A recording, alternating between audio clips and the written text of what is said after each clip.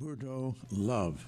She's the mayor of Saratoga Springs, Utah, and the Republican Party's 2012 nominee in Utah's 4th Congressional District, where she'll face a 6-term incumbent Democratic representative. Jim Matheson is his name. And there are a bunch of people who are saying Matheson is in trouble because of the extraordinary qualities of Mayor Love. And Ms. Love, would you prefer to be called Ms. Mayor or Ms. Love? You know, I'm sure many people will have many names for me. You're perfectly fine calling me Mia. I'm fine with that. All right. I've got a photograph of you here. You're a very pretty woman. No wonder you're successful in politics. Always helps. Thank you. Now, you have a sort of an unusual story in that, by the way, you and I have something in common. We were both born in Brooklyn. Oh, great. Were you born in Kings County Hospital? I don't know. I think I was born in Brooklyn General. Oh, okay. I'm not certain. It was 82 years ago, and I can't remember back that far. But at any rate, you met your parents were Haitian immigrants. You were born here in the United States, and your parents said, you know, you're never going to take a handout, and you never have. And you were then raised in Connecticut, and you met a Mormon missionary. And that would be Mr. Love. Is that correct? Yes, I met Jason when I was out there, and I actually tried to, when I moved to Utah, I tried to set him up with a roommate of mine, and somehow he and I ended up getting together. And you aced out your own roommate. I don't know how that happened, but it worked out great for me. Yeah, well, let's hope you do the same to Mr. Matheson. That's all I can say. Oh boy, well, that's quite something. At any rate, I'm going to assume that you'll be successful. You've been successful all your life, and I do have quotes here from other people saying that Matheson is in trouble running against you. Well, we're working hard, and we're making sure that we're staying focused on Utah's 4th District message, which is fiscal discipline, limited government, personal responsibility, and that's what we're going to do. We're really excited about our prospects. Obviously, not in the habit of making predictions, but I believe that we've got a great chance, and we'll do well this year. Now, again, assuming you're successful. Do you intend to enter the lion's den in Congress? That is the Congressional Black Caucus, and if so, what would you like to achieve in there? Well, yes, I've already told Representative Allen West. He's the only Republican in the Congressional Black Caucus currently. I told him to hang in there, and I will join him, and we're going to see if we can affect change from the inside out. We want to make sure that we're not singling Americans out. This is what's great about this country is that we have opportunities, and we create opportunities for everyone without singling one community out. We've been there, done that. We're not going back. Well, that's much to be desired. You're pro-life, is that correct? I am. And you've been endorsed by the Susan B. Anthony list? Yes, I have. Boy, you're really burning up the track here. Which, by the way, is this? You're quite a runner, I understand. Yes, I enjoy running. It's one of those things that I do that's really good for me and good for my mind and good for my body. And it's just I really enjoy it, and hopefully I can continue to run as long as possible. So we're excited.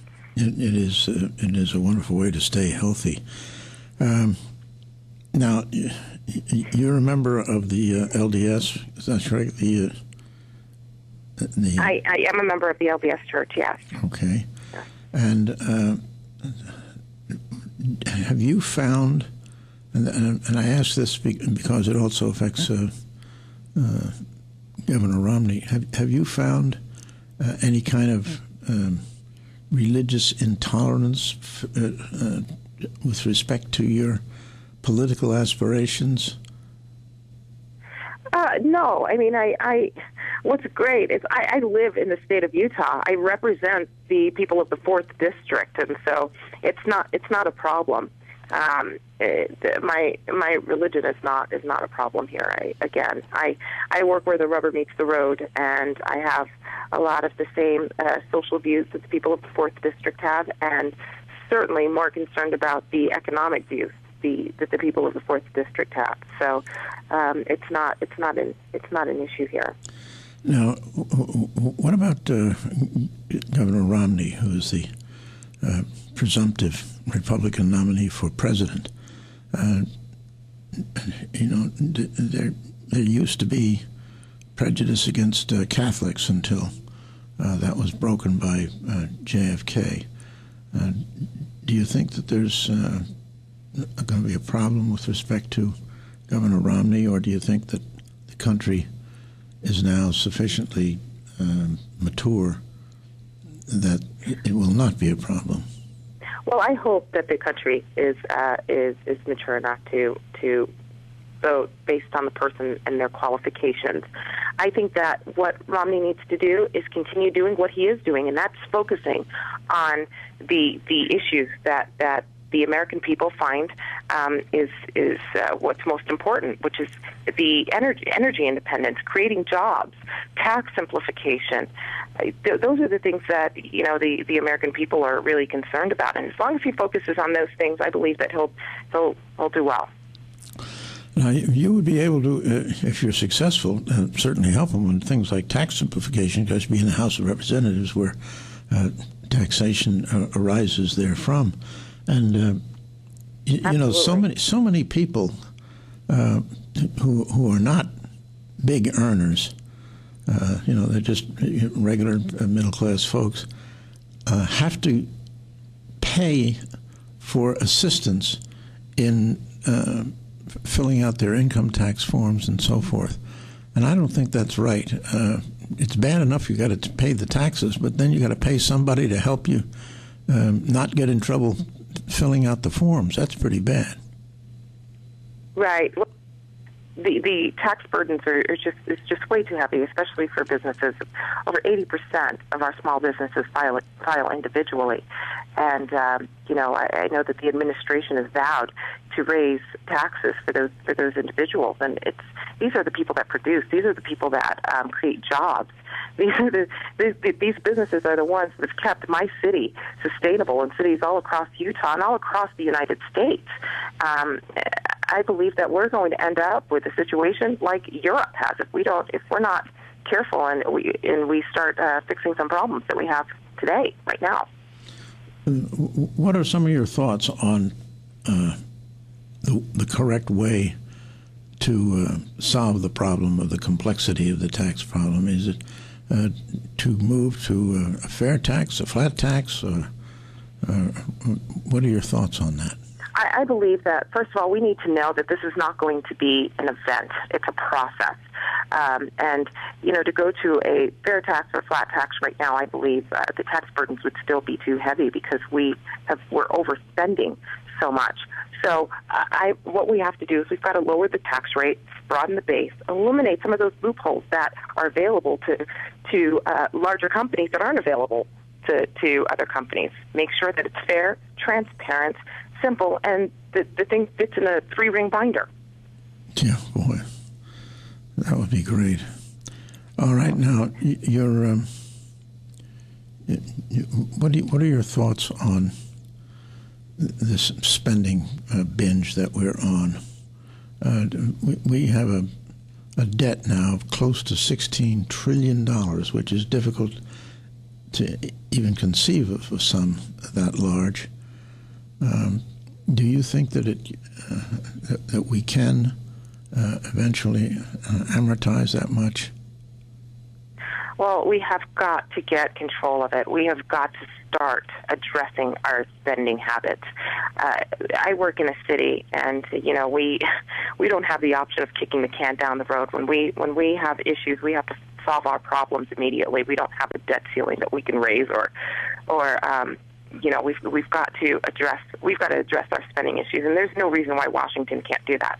And by the way, this whole, the idea that we can't work together to solve some of these problems, it's absolutely baloney, because again, where I work, we don't have R's or D's stamped on our foreheads, and we have to come together and find solutions and start attacking problems, not people.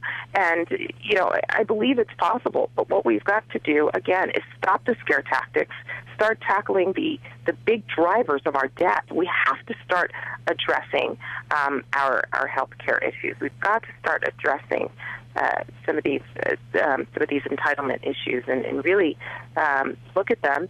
And we certainly don't want to pull out the rug from under those who do not have the option of going back to work. We have to be responsible. We cannot break any promises that we've made to the American people. But we don't have to reinvent the wheel here. It's really just rolling up your sleeves, getting down to work, and making some things happen. So, well, Mia, I want to thank you for giving us of your time. I know that in the middle of a campaign and being the mayor, you're a very busy woman. We're very grateful to you, and we look forward to having you visit us again. Well, thank you so much. I appreciate it. Thank you for having me. Oh, it's our pleasure. Folks, I've been speaking with Mia Love. She is the mayor of Saratoga Springs in Utah and the Republican Party's 2012 nominee for representative in Utah's 4th Congressional District. Okay, we'll take a break for the benefit of our advertisers, and I'll be right back. Our phone number, 1-800-GG-LIDDY, 1-800-445-4339. Get this, a new study found that most members of Congress can only speak at a 10th grade level.